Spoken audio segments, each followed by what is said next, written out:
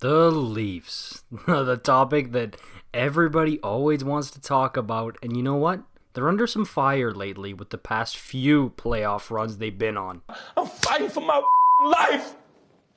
Y'all killing me with this. So that's why Kyle Dubas went out and made some big moves. And I'm hearing some rumors from Elliot Friedman, pretty credible, saying that if they don't do something good in this 2021 NHL season, either Mitch, Marner, or Nylander could be on their way out, which is huge news from Friedge. So they really got to put their big boy pants on and go to work this season in the playoffs. I mean, I'm a Flames fan. You guys know this by now. Same thing as the Flames. Got to do your work in the playoffs and at least win a round. I will say, though, I do love all the moves the Leafs have made. I know all the jokes about, oh my God, the Toronto Maple Leafs retirement home coming out. Oh, they got the best team from 2007. But don't get it twisted. These guys can still play. And I do think they're going to have an impact, especially in a reduced role. I don't think Joe Thornton should be playing with Mitch Marner and Auston Matthews the whole season, which he probably won't. It's just training camp, going through a bunch of different things.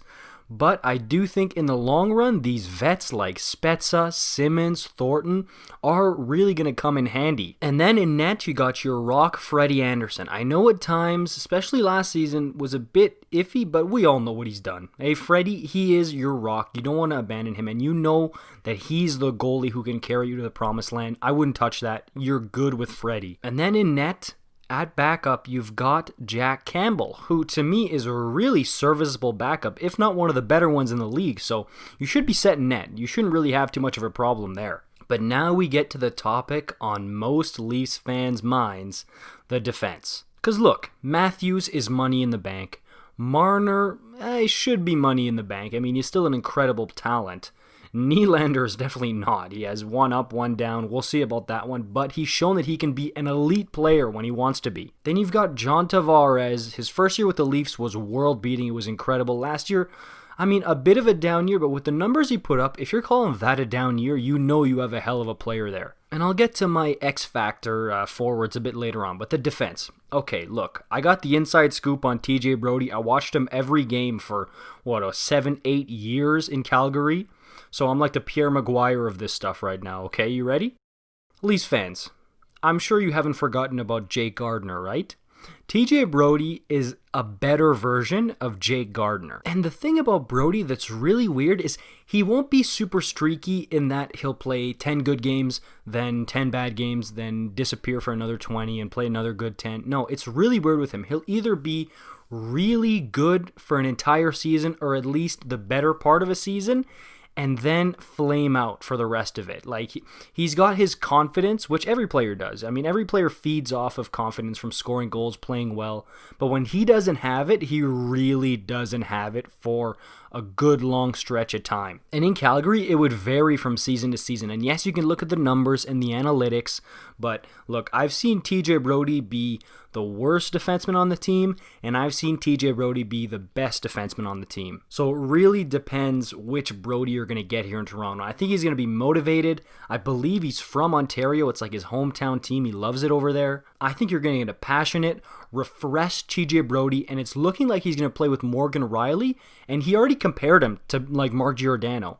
And Brodie was always most comfortable playing with Gio in Calgary. So I think that's going to be a great fit for you guys. I think Brodie's going to be a gem for you guys in TO. And I'm also looking at a guy like Rasmus Sandin. What can you do, my friend? Can you take a step and become better? A guy like Travis Dermott, okay, who had kind of a rough year last year.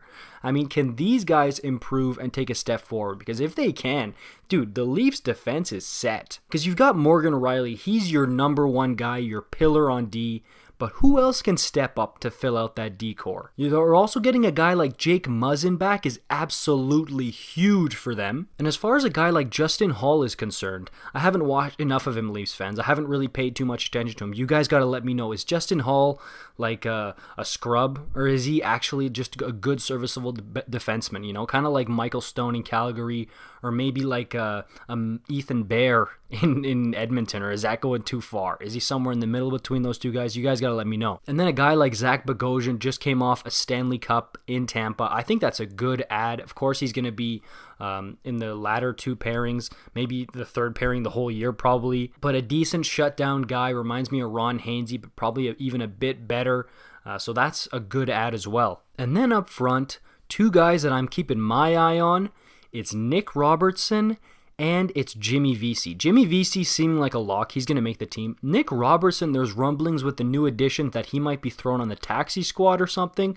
Look, to me, in the playoffs last year, Nick Robertson was great. I really like this kid. I think he's going to be a player for the Leafs. A great second-line forward, can put up consistent points, especially with the departure of Andreas Johnsson and Kasperi Kapanen. I think Nick Robertson is really going to help with that in the future. But is he ready now for regular NHL minutes? And yes, the injuries and everything going on with the CV, you know what I'm talking about, like that's going to jumble everything up. So I think Nick Robertson is going to get some NHL time. The question is, how much and what does he do with it? Jimmy Vesey's another really interesting case because he's been thrown everywhere in the lineup in training camp. They're really trying to try him out at a bunch of different spots, and it's a really interesting experiment. I mean, he was highly touted coming out of college, and he chose the New York Rangers, and it just has not panned out.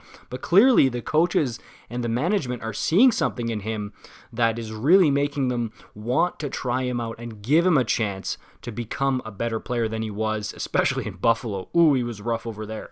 And I want to finish off with, to me, the most interesting guy, Timothy Liljegren. Now, going to the draft where this guy got picked up, I was really keeping an eye on him. And when Toronto snagged him, I was like, they got a great player there. I cannot wait to see what he becomes. Right shot. He seems really mobile and a defenseman that could really improve exponentially over time and become a cornerstone D-man. But Leafs fans, what have you guys been thinking of him? What's the scouting report on Timothy Liljegren? I don't want to just classify, oh, this guy sucks, oh, this guy doesn't suck. No, I want to talk to you guys in the comments, see what you guys think about this, especially for that. So, Liljegren, Robertson, Justin Holl, what are our thoughts, Leafs fans? Let me know in the comments down below. As far as my prediction for the Canadian division, I think they definitely can win this thing. If they put things into high gear, they can absolutely win this division. But to me, it just depends on how much the defense can really take a step here to being shut down, solid, reliable every night. Maybe jump in on the offense a little bit, because you know your forwards are all world in terms of talent. So for me, it's on the back end. All right, guys, see you in the next one, all right? Okay, and not sure who I'll do next. Maybe the Sens, but yeah, I want to get all these done before the season starts next week. See you in the next one, all right? Peace out.